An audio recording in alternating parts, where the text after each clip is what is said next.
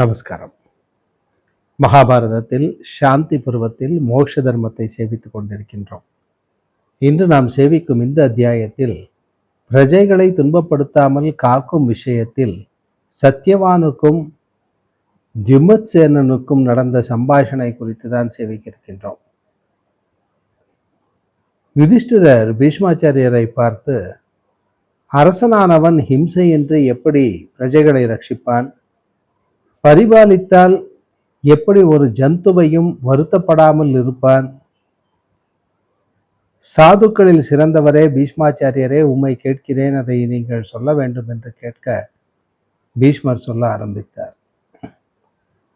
யுதிஷ்டிரா, இந்த விஷயத்திலும் தியுமத்சேனனுக்கு சத்தியவான் என்கிற அரசனுடன் நடந்த சம்வாத ரூபமான ஒரு பழமையான இதிகாசத்தை சொல்கிறார்கள்.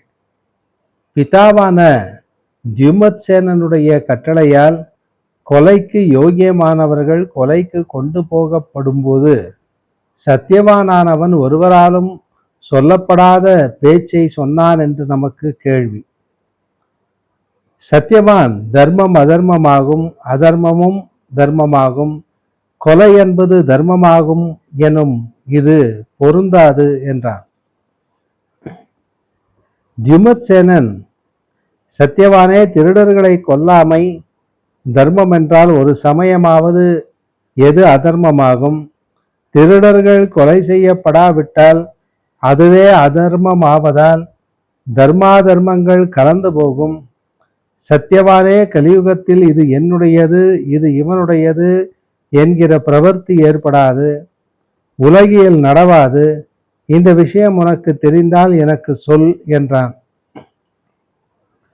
சத்தியவான் 3 வர்ணங்களான எல்லோருக்குமே பிராமணர்களுக்கு அடங்கினவர்களாக செய்யத்தக்கவர்கள், தர்ம பாசத்தினால் கட்டுண்டவர்களுள் அற்பனும் கூட அபச்சாரத்தை செய்ய மாட்டான். அவர்களுள் எவனவன் அபச்சாரத்தை செய்கிறானோ அவனை அந்தணன் அரசனிடத்தில் இவன் என் சொல்லை கேட்கவில்லை என்று சொல்ல வேண்டும். உடனே அரசன் அவனுக்கு தண்டனை விதிக்க வேண்டும். அதிலும் ஷரீர நாசமில்லாத தண்டனையே செய்யத்தக்கது. குற்றங்களையும் நீதி சாஸ்திரத்தையும் விதிப்படி நன்கு ஆலோசியாமல் வேறு விதமான வதமானது செய்யத்தக்கதல்ல. அரசன் திருடர்களையும் குற்றமில்லாதவர்களான பலரையும் கொல்லுகின்றான். கொல்லப்பட்ட அந்த மனிதன் மூலமாக அவனுடைய மனைவியையும் தாயும் தந்தையும் புத்திரனும் கெடுக்கப்படுகிறார்கள். ஆகையால் பிறன் குற்றம் செய்தபோது அரசன் தண்டனையை நியாயமாக செய்ய வேண்டும். கெட்ட மனிதன் கூட ஒரு சமயம் நல்லவனுடைய ஒழுக்கத்தையும் அடைகின்றான்.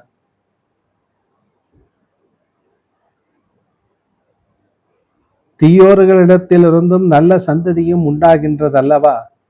ஆகையால் மூலநாசமானது செய்யத்தக்கதில்லை. இது சனாதனமான தர்மமாகாது. பயமுறுத்தல், சிறை செய்தல், அங்க பங்க முதலவைகளால் வதமில்லாமலேயே தண்டனையானது விதிக்கப்பட்டிருக்கிறது. புரோகிதர்களுடைய சபையில் அந்த திருடர்கள் கொலை என்னும் சிக்ஷையால் கிளேசப்படுத்தத்தக்கவர்கள் இல்லை. அந்த திருடர்கள் புரோகிதரை சரணமாக கூறி, பிராமணரே, இனிமேல் நாங்கள் ஒரு பாவமும் செய்யவில்லை என்று சொல்லி கொண்டு அடைகிற பொழுது அவர்களை விட்டுவிட வேண்டும் என்று பிரம்மாவின் ஆக்ஞை. தண்டம், மான் தோல் இவைகளை தரித்து கொண்டு முண்டிதனாக இருக்கிற பிராமண சந்நியாசியும் குற்றம் செய்தால் தண்டனைக்கு தக்கவனாகின்றான். பெரியவர்களும் அடிக்கடி குற்றம் செய்தால் பெரிய சிக்ஷையை அடைய வேண்டும். முதல் தடவையில் போல விடத்தக்கவர்கள் அல்ல என்று சொன்னார்.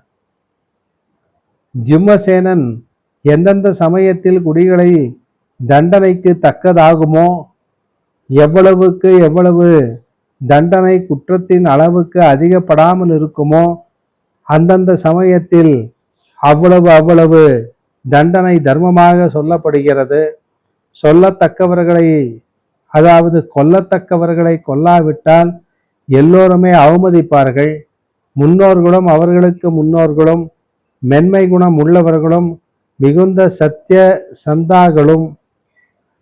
சந்தர்களும் அற்ப துரோகமும் அற்ப கோபமும் உள்ளவர்களுமாக இருந்தமையால் எளிதில் சிக்ஷிக்க கூடியவர்களாக இருந்தார்கள். முதலில் திக் என்கிற சொல்லே தண்டனையாய் இருந்தது.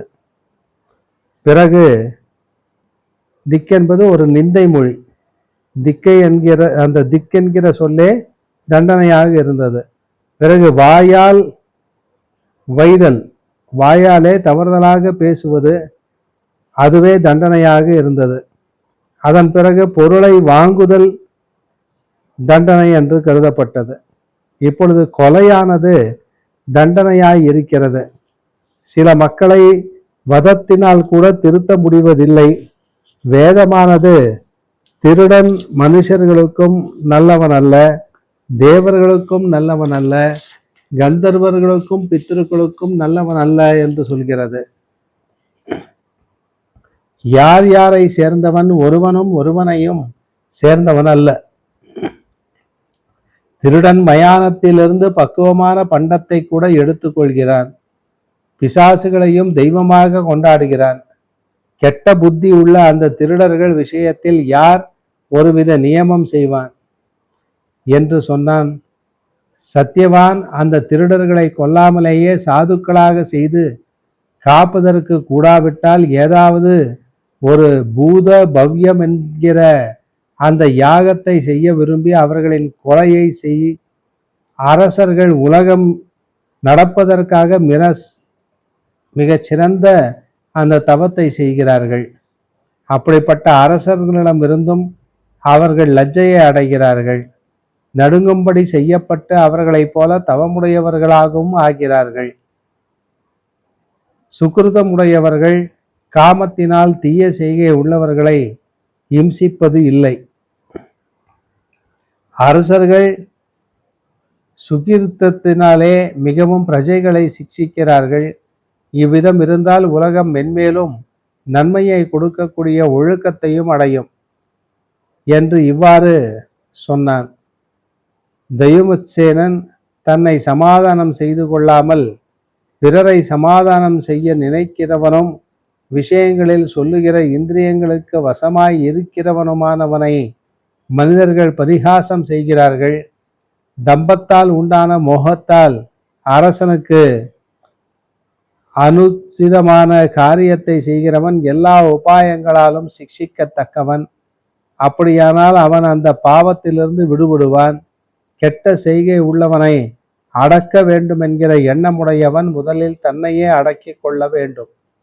தனக்கு நெருங்கின பந்துக்களை கூட பெரிய சிக்ஷைகளால் சிக்ஷிக்க வேண்டும். லோபத்தால் உண்டான மோகத்தால் ஏதாவது அயோக்கியத்தனத்தை செய்கிற அரசனும் எல்லா உபாயங்களாலும் அடக்கத்தக்கவன். அப்படி அடக்கினால் அவன் அந்த பாவத்திலிருந்தும் விடுபடுவான். எந்த தேசத்தில் பாவத்தை செய்கிற இழிந்தவன் பெரிய துக்கத்தை அடையவில்லையோ அந்த தேசத்தில் பாவங்கள் விருத்தி அடைகின்றன, தர்மமும் குறைகிறது என்பது நிச்சயம். இவ்விதம் கருணாசீலரும் வித்வானுமான ஒரு பிராமணர் எனக்கு உபதேசித்தார். இப்படியே முன்னோர்களான பிதாமகர்களும் எனக்கு சமாதானம் செய்து மிகவும் கருணையினால் உபதேசித்தார்கள். அரசன் இந்த பூமண்டலத்தை கிருதயுகத்தில் முந்தின கல்பத்தினால், அதாவது திக்தண்டத்தினாலேயே ஜெயிக்க வேண்டும். திரேதா யுகத்தில் ஒரு பாதம் குறைந்த தர்மத்தினாலேயாவது நடக்க வேண்டும். துவாபர யுகத்தில் 2 பாதத்தோடு கூடின தர்மத்தோடாவது நடக்க வேண்டும். இழிவான கலியுகத்திலோ வெனில் கார் பங்கு அந்த தாமத்தாலாவது நடக்க வேண்டும். கலியுகம் உண்டான பிறகு அரசனுடைய கெட்ட ஒழுக்கத்தாலும் கால விசேஷத்தாலும் தர்மத்தின் 16 1 பாகம் இருக்கும். சத்தியவானே அல்லது முதல் கல்பத்தினாலும் தர்மத்திற்கு கலப்பு உண்டாகுமானால் ஆயுளையும் சக்தியையும் காலத்தையும் பார்த்து சிக்ஷையை விதிக்க வேண்டும். அவ்வாறுதான் தண்டனை தர வேண்டும். தர்மத்தின் பெரிதான பலமானது சத்தியத்தை விடாதபடி செய்ய வேண்டும் என்று பிராணிகளிடம் உள்ள அருளால் ஸ்வயம்பு மனுவுக்கு சொன்னார் என்று கூறி இந்த அத்தியாயத்தை நிறைவு செய்கிறார். மீண்டும் நாளை சந்திப்போம். நமஸ்காரம்.